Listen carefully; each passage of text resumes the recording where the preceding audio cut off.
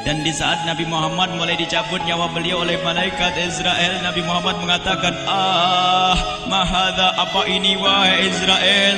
Malaikat Israel kemudian menjawab, ya Rasulullah, itu adalah sakaratul maut.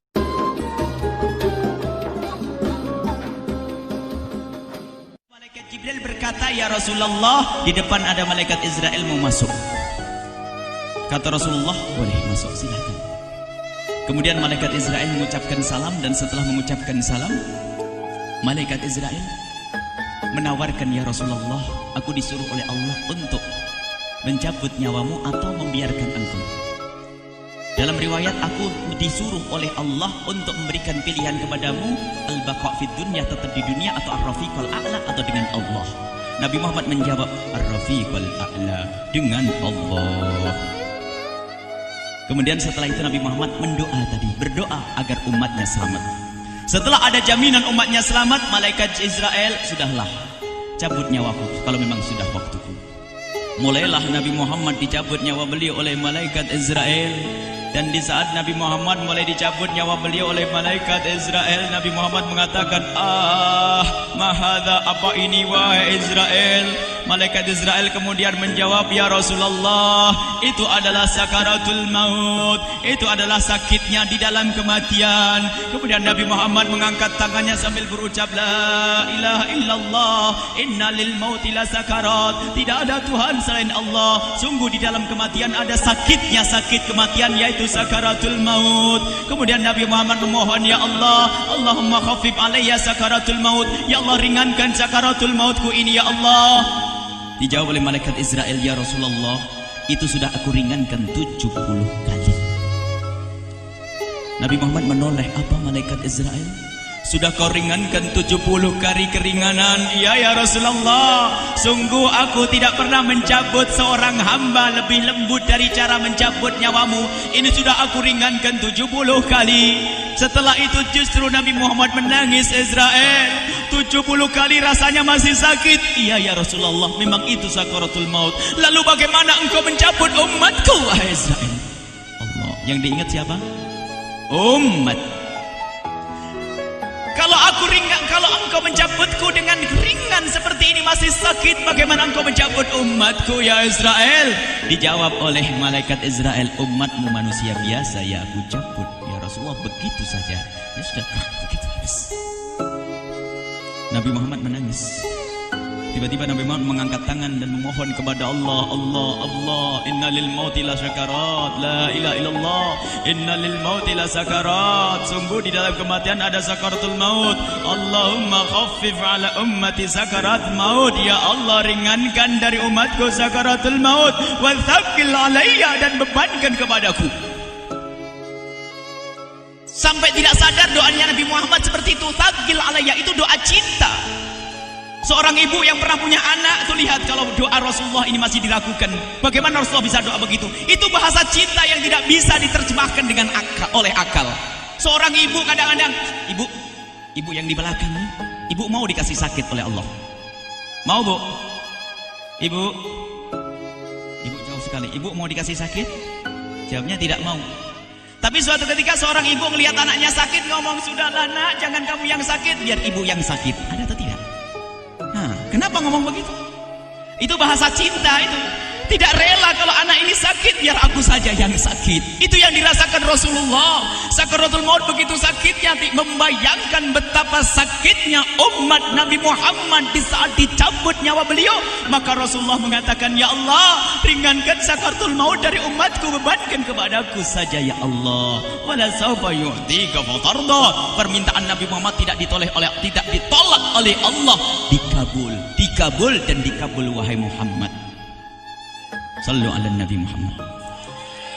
Dan benar, sakaratul maut kita ditahan oleh Rasulullah, ditanggung oleh Rasulullah, sehingga digambarkan oleh Imam Bukhari di saat Nabi Muhammad dicabut nyawa beliau, Siti Aisyah yang ada di situ. Rasulullah berada di pangkuan Siti Aisyah, yang saat itu Siti Aisyah melihat keringat dingin keluar dari kening Rasulullah. Siti Aisyah tidak pernah melihat keringat keluar seperti itu. Bahkan di saat dipegang kepala Rasulullah, panasnya melebihi dari panasnya orang biasa. Setiap kali ada kain dicelupkan di air, ditempelkan di kening Rasulullah langsung mengering.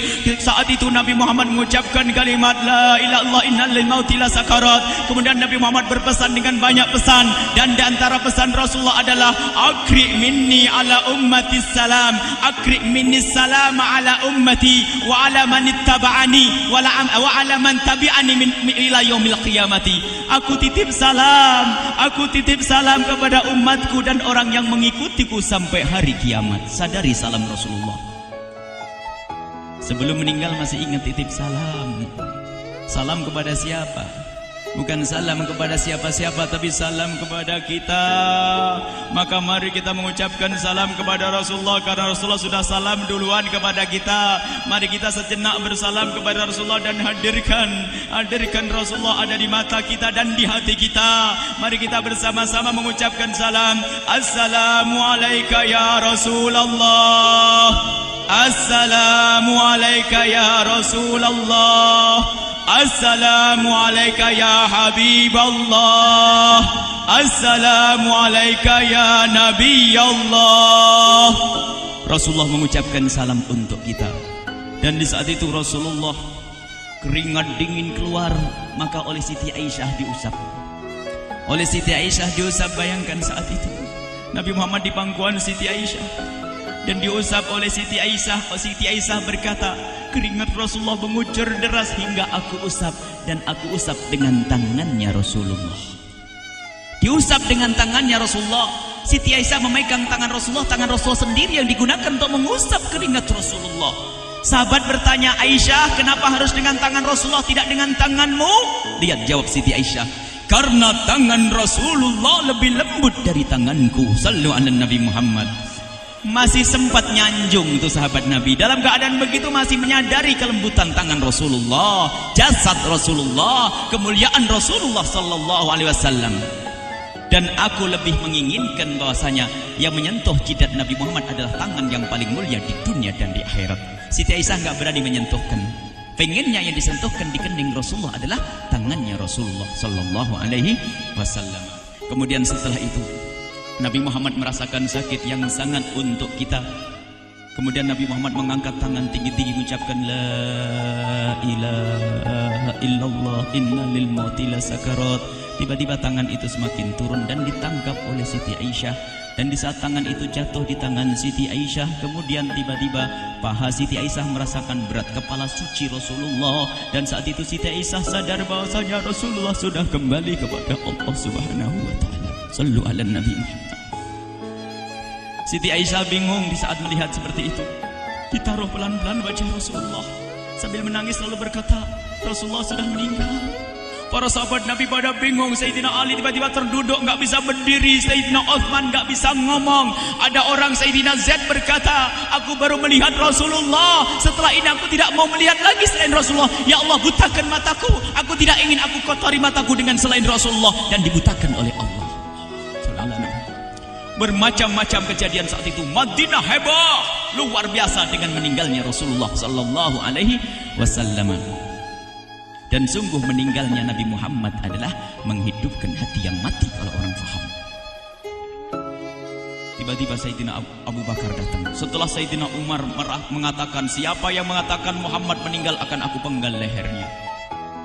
Jangan seperti orang-orang Nabi Muhammad sekarang lagi pergi seperti waktu Musa pergi kepada Tuhannya, kepada Allah, nanti akan kembali kepada kita. Muhammad belum meninggal. Ini adalah karena kecintaan Sayyidina Umar bin Khattab, tidak ingin Nabi Muhammad pergi. Tiba-tiba datang Sayyidina Abu Bakar As-Siddiq lalu masuk ke kamarnya Rasulullah, lalu masuk kepada Rasulullah, kemudian mengecup kening Rasulullah. Dan Sayyidina Abu Bakar berkata, ya Rasulullah, tibta hayyan wa mayyita. Ya Rasulullah, engkau tetap harum dalam keadaan hidup dan harum setelah meninggal dunia. Sallu ala Nabi Muhammad. Hingga sampai setelah hari besoknya meninggal Rasulullah, Senin sore, Selasa malam, Rabu dikubur Rasulullah sallallahu alaihi wasallam. Setelah dikubur, Sayyidat Fatimah bertanya kepada Sayyidina Abdullah ibn Abbas, Sayyidina Anas, wahai Anas, hai Anas, sambil menangis Sayyidat Fatimah Zahra, hai Anas, bagaimana engkau tega? Atabat anfusukum an tahtu ra'sa Rasulillah. Apakah engkau rela menaburkan debu di atas kepala Rasulullah? Sayyidina Anas menangis kaget, ya wahai binta Rasulullah, kalau kami tidak dilupakan oleh Allah, niscaya tidak ada yang bisa mengubur Rasulullah. Jadi saat itu dilupakan oleh Allah, sehingga mereka tidak menyadari melakukan itu semua. Kalau mereka sadar, tidak akan bisa mengubur Rasulullah sallallahu alaihi wasallam. Ini yang diungkapkan oleh Sayyidina Anas, kalau seandainya kami tidak dilupakan oleh Allah, niscaya kami tidak akan mampu mengubur Rasulullah sallallahu alaihi wasallam. Kami yang hadir di sini, ya Allah, ingin senantiasa hadir di hati kami kekasih-Mu Nabi Muhammad. Maka kami mohon, ya Allah, jadikan kekasih-Mu Nabi Muhammad yang akan, ya Allah, yang akan mendampingi kami kelak saat Kau cabut nyawa kami, seperti yang Kau wahyukan kepada kekasih-Mu Nabi Muhammad. Wa absyiru bil jannati, semua hamba yang beriman akan menyaksikan surga, ya di saat dicabut nyawa mereka. Dan surga, di tempat surga itu yang paling mulia adalah Nabi Muhammad. Maka kami mohon, ya Allah, saat Kau cabut nyawa kami, ya Allah, hadirkan Nabi Muhammad di hati kami, ya Allah. Dan kami mohon, ya Allah, saat di alam barzah nanti, ya Allah, saat yang sangat mengerikan itu, ya Allah, kami mohon hadirkan kekasih-Mu Nabi Muhammad, sehingga kami tidak takut dan gentar lagi dengan malaikat mungkar nakir. Dan ya Allah, kami mohon di saat di padang mahsyar nanti, ya Allah, hadirkan kekasih-Mu Nabi Muhammad. Jadikanlah kekasih-Mu Nabi Muhammad yang akan menemani kami dan akan membonceng kami, membawa kami ke telaga Kausar. Lalu kami diberi air minum dari air telaga Kausar hingga kami tidak akan haus selama-lamanya. Ya Allah, jadikan kekasih-Mu Nabi Muhammad yang akan menemani kami di saat kami menyeberang Siratal Mustaqim hingga kami tidak akan terjerumus ke neraka Jahanam. Dan jadikan kekasih-Mu Nabi Muhammad yang akan kami saksikan setiap saat di surga-Mu, ya Allah. Ya Allah, jadikan kekasih-Mu Nabi Muhammad yang senantiasa, ya Allah, kami lihat kelak di surga. Dan jadikan ucapan kami di akhir hayat kami kelak adalah, ya Allah, adalah kalimat agung dan mulia, la ilaha illallah Muhammadur Rasulullah, la ilaha illallah Muhammadur Rasulullah, la ilaha